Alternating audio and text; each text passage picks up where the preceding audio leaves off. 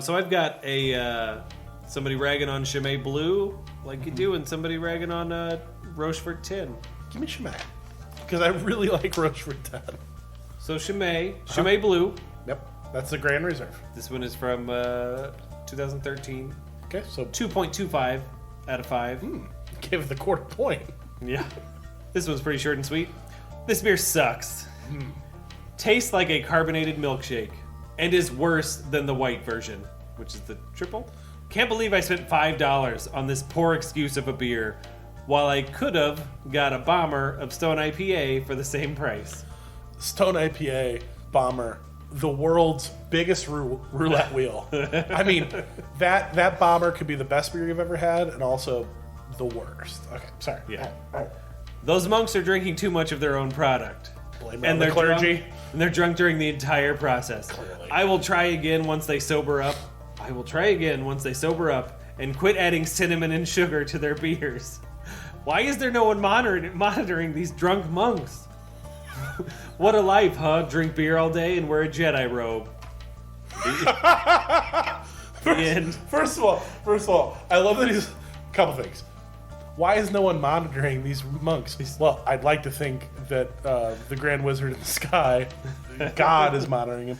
But can we back up to... Yeah, it's short, but there's a lot there. Okay, I'm sorry. May I? Oh, yeah. There's a certain section I wanted to come back to. So these monks are drinking the too much of a problem. They're drunk during the entire process. Like it takes like a day to make this beer. Yeah. They drink for weeks. Quit adding cinnamon and sugar to their beers. Yeah. It's not like the Pillsbury Doughboy is going around tossing cinnamon rolls into the vat. Yeah, it's not a Schlafly pumpkin. Like, there's no cinnamon in there. I've tasted a lot of Chimay Blue, both good and bad.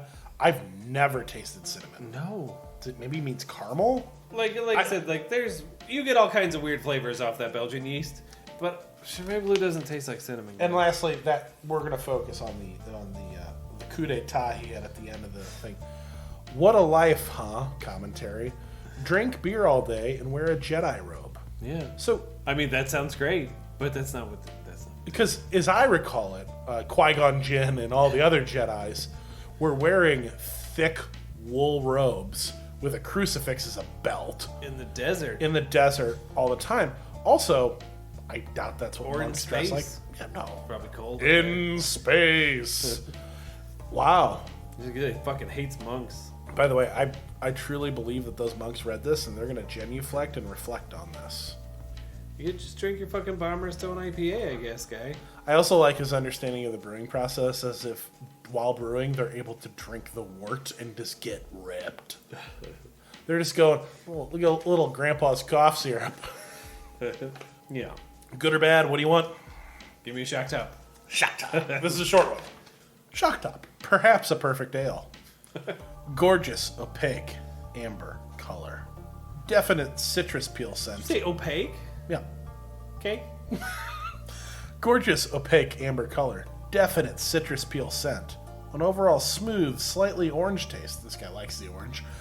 Feels both sturdy and bubbly on the palate. Sturdy. Simply refreshing. Goes well with cheese. 5 out of 5. Oh, you gotta say what kind of cheese. Nope.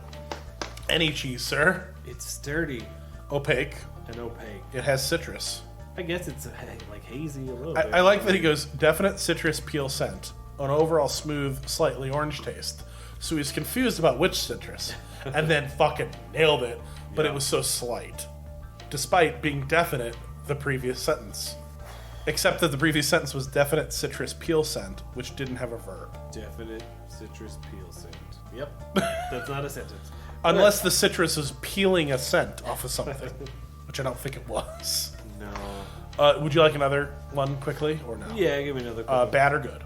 Give me another good one. That was a good one? solid. The two short ones... Also, disagree about Shock Top. Oh, wholeheartedly. Do you want Westy 12, Heady Topper, or Pliny? Let's do Westy 12. That's the shortest one. You're guessing very well. West Federland 12. Pours a hazy brown cooler. That's with a U. That's with a U. British.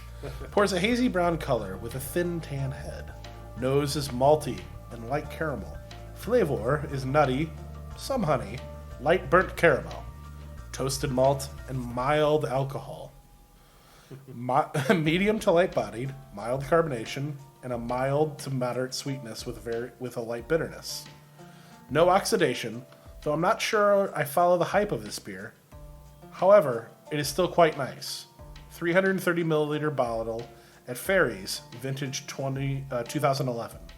Posted January 31st, 2019. 3 out of 5. Right on. It is a 8-year-old beer, and I don't care if it is West Federland 12. Probably not good anymore. Oh, yeah. I also enjoyed how he used mild 3 times in 12 words. Also, punctuation was optional. Sure. Yeah, I have like in some of these Sam Adams triple box, like I said, the beers from the 90s. I have some of these reviews that are like 2011, 2012, and they're drinking these fucking triple box that are improperly capped. You know, like they're fucking they're dead garbage beers. If it's like what is the one? Dre Fontenay. I can never pronounce that one brand, but that or what's the one everyone's always after from Belgium? The Cantillon. Cantillon. Like those. There are some beers that are meant to be aged for a while. Yeah. There are some wines that are meant to be aged very long. Most aren't. Most aren't, yeah. However, despite it, just because it's Belgian doesn't mean it should be aged 10 years. Yeah. And if it's Sam Adams and capped, no it's cork, probably better now. no cage, Yeah. no wax. The rule of thumb should be, when in doubt, drink it now. Yeah. So, All right, I got one more, and then I'm just in triple block territory, which is going to be good stuff. I mean, I can't wait. So this is my last one. It's a Trappist 10. Now, I will say about this, I'm just going to say this from my own personal thing. I love Rochefort beers, and the Trappist 10 is amazing. One thing you have to know about it, depending on how fresh it is, there is a little bit of sediment at the bottom, so you have to be wary of that and not pour out the last, ounce or two of the bottle, Yeah, probably. just the last little dregs. So you just have to be wary about dregs. I feel like that's going to come up. It's not. Oh, wow, okay. Well, let's have it. I don't know, man. This one doesn't really make a lot of sense. But it's a Trappist Rochefort 10, reviewed in 2014. 2.06 out of 5. It's a weird fraction. So look, smell, taste, feel look, smell, taste, feel overall. Look is a 3, everything else is a 2. Yeah, that would cause it. Yeah, okay. Let's have it. Bottle into oversized wine glass. I guess that's what they're drinking. Look, he's wary of the aroma. I like his first thought. No, this is appearance. ASTMD. Appearance, smell, taste, mouthfeel. D. Don't know what that one is. D. Decision point. Yeah, I don't know. Okay. Either way. A. Appearance. Ported deep amber and murky with very little head, with sediments floating in the foam. What head there was. Well, there you go. He poured the whole thing. Smell. Makes sense. Had a strong grape smell to me. More like a low-end Merlot. Not what I was expecting at all. Don't get me wrong, I love a good wine. Napa Valley is on my bucket list. Just not what I want a great beer. Maybe he smelled like date raisin. Maybe like raisins, yeah. Also, Napa Valley's on your bucket list? Yeah. I feel like that's achievable. Yeah. That's not like, oh, I'm going to go to, I don't know, K2. It's Napa Valley. This is just like flying to Sacramento, dude. But, all right. Taste very malty, but not good malty. Reminds me of the Mickeys I drank when I was a teen. Ooh. I don't get anything from this but alcohol and Mickeys. I'm trying, just nothing else there. Best sip was the last. The sediments did give a sweet taste. That's the worst part of the beer. I like that he put his shoulder into it, too. He's like, I tried to put my shoulder into it and get past the fact that it tasted like that Mickey's Yellow Jacket bee. Yeah. Okay. All right. Cool. Mouthfeel, as underwhelming as the smell and taste. Chewy, but a lingering foam. Said it didn't have any head. Yeah. Foam like toothpaste with peroxide in it. It just doesn't go away. Has an alcohol burn going down. Definitely not pleasant. And then D, whatever that stands for. So he's upset that it has and does not have mouthfeel, but also he's thankful it brings him fluoride? Unclear. It's chewy, Uh-huh. but a lingering foam. And thin. Foam like toothpaste with peroxide in it. It just doesn't go By the way, that phrase, foam like toothpaste. Yeah. Maybe it's a bad translation. I was very excited to try this beer and left extremely disappointed. Maybe I need to try another bottle sometime. I don't know. Maybe I'm missing something here. But if I wanted Mickey's, I'd buy Mickey's for less than this one bottle. I would not recommend. I wanted to like it, just wasn't possible. Again, I like that he used maybe many, many times. Maybe. And also, he gave us a nice price point analysis of what he could have gotten. Yeah, you could just drink Mickey's. The opportunity cost of a bottle of Rochefort 10 was all the Mickeys. Yeah, like, you know how much Mickey's you can get for the cost of a Rochefort 10? I don't. Can he tell me? I don't know. 3? Let me think. 6. I sell singles of Rochefort 10 for probably $8. You can get a 6-pack of largemouth Mickey's bottles, green bottles, for about that. How many Little Kings could I get? I don't know. We don't have Little Kings in the area that's anymore. really shit. Little Kings is gone. Well, you have 2 good ones and 3 bad ones left. What do you want? Give me a bad review on a good beer. All right, you have a bad review on a... I don't have those. I have good reviews of bad... Oh, you know, I do have those. Heady Topper or Pliny the Elder? Give me the Pliny the Elder. All right. Is it Pliny or Pliny? I can't remember. I don't know. I always say Pliny. Pliny. We'll go with Pliny.